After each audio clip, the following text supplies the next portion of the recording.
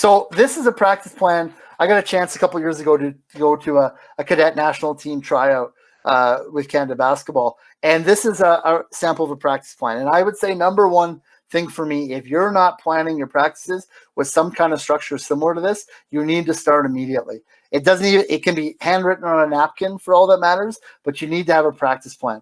You need to have some plan to go in because it's going to have you a chance to write out your thoughts, sort yourself out, and give yourself a chance to go forward with what you want to get done.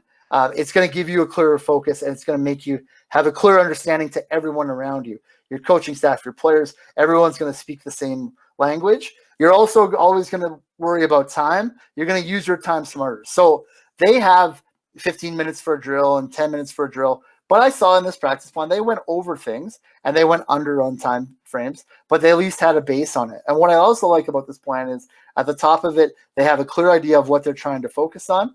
They have in the box, they have a clear idea of what are they tracking. So what are they going to monitor? They actually use injured players or redshirt players to track some of these things.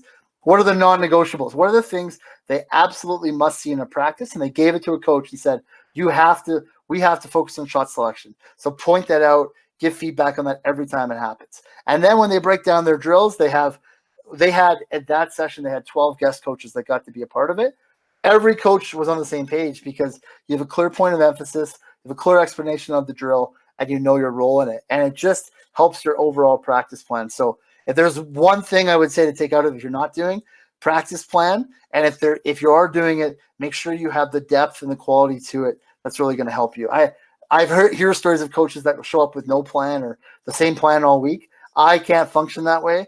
For me, practice planning is something that's maybe almost like a security blanket, but it's something that's so important for me because it gives me a sense of, I know that there's a game plan for what we're trying to develop and lets me keep all the balls that are in the air in development, let me keep them on a straight and narrow path.